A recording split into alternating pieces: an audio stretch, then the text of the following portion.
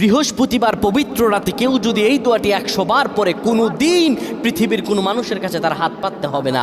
পৃথিবীর সব কিছু তার পায়ের নিচে আল্লাহ হাজির করে দিবেন।